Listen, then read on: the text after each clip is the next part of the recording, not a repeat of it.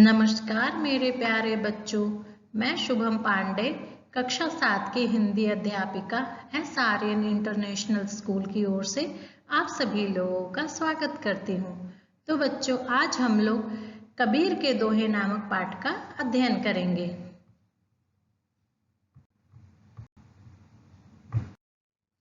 तो बच्चों, कबीर के दोहे नामक पाठ का अध्ययन करने से पहले सर्वप्रथम हम लोग कबीरदास जी के बारे में, जो कि इस पाठ के रचनाकार हैं, उनके बारे में जान लेते हैं। कबीरदास जी के जन्म और मृत्यु के बारे में कुछ निश्चित रूप से तो नहीं कहा गया है, परंतु उनका जन्म सन 1398 लगभग माना जाता है, जो कि उनका जन्म उत्तर प्रदेश के बनारस में लहरदारा नामक स्थान पर हुआ था। इनका पालन पोषण नीरू तथा नीमा नामक दंपति ने किया था। इनकी पत्नी का नाम लोई था और इनके 2 संतान थे। पुत्र का नाम कमाल और पुत्री का नाम कमली था। इनकी प्रमुख रचनाएं हैं साखी, सबद और रामायणी। इनकी भाषा अवधी, सधुक्कड़ी या पंचमेल खिचड़ी कही जाती है बच्चों। तो आइए बच्चों, पहला दोहा है, साच बराबर तप नहीं, झूठ बराबर पाप, जाके हृदय साच है, ताके हृदय आप। इसका मतलब हुआ, साच मतलब सच्चाई और हृदय मतलब हृदय, आप मतलब यहाँ ईश्वर या भगवान से तात्पर्य है।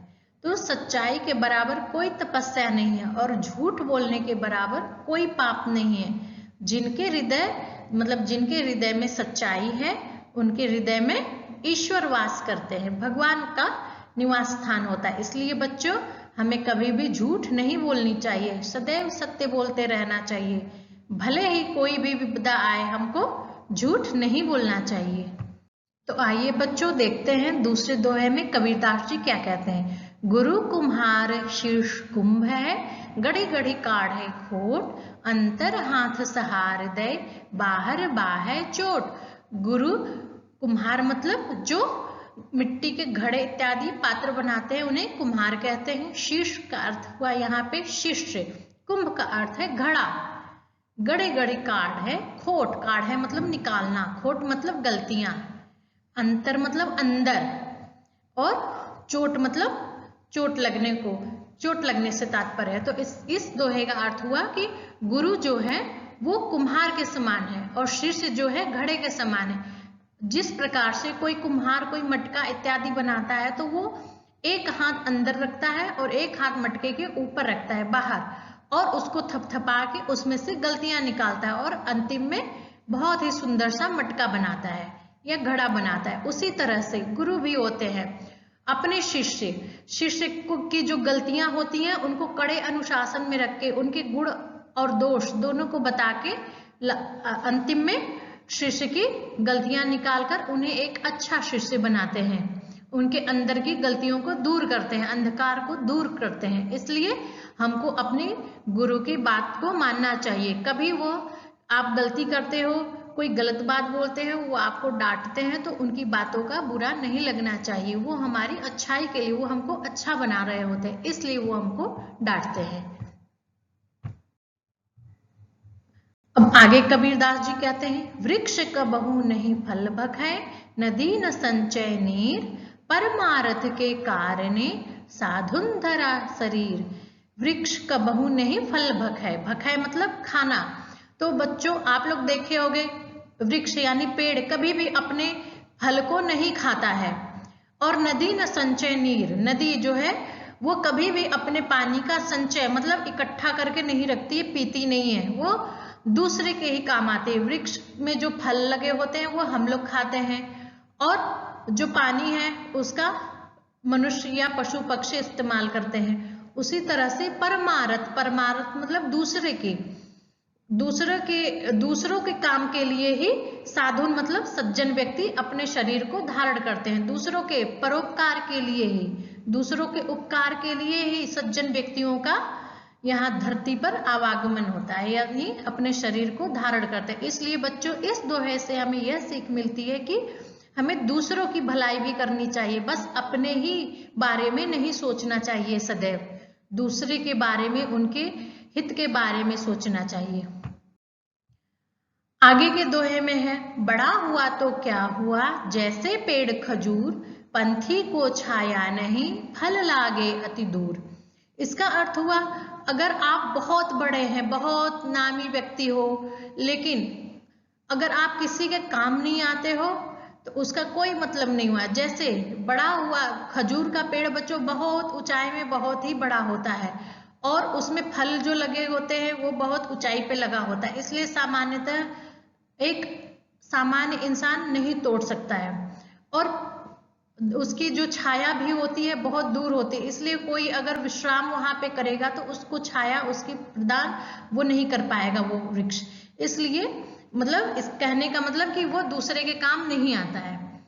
तो बड़ा हुआ, अगर हम लोग बहुत बड़े व्यक्ति हैं लेकिन दूसरे के काम नहीं आ रहे हैं तो हमारा जीना व्यर्थ है, इसलिए दूसरों के काम आना चाहिए, उनके हित के लिए, दूसरों के हित के लिए भी काम करना चाहिए। इस दोहे से हमें यही सीख मिलती है। अति का भला न बोलना, अति की भली न चूप, अति का भला न बरसना, अति की भली न धूप। इस दोहे का अर्थ यह हुआ बच्चों, कबीरदास जी हमसे कह रहे हैं कि अति का भला, किसी भी चीज की अति अच्छी नहीं होती है। जैसे कोई व्यक्ति बहुत ज्यादा बोलता है तो वो भी बहुत अच्छी बात नहीं होती है। अति की भली न चुप, और कोई व्यक्ति, कोई इंसान हमेशा चुप रहता है वो भी कोई अच्छी बात नहीं होती है। अति का भला न बरसना, बहुत ज्यादा अगर बरसात भी हो तो बाढ़ आ जाती है। और अति की भली न धूप, और बहुत ज्यादा धूप हो जाए तो क्या होता है बच्चों, सूखा पड़ जाता है।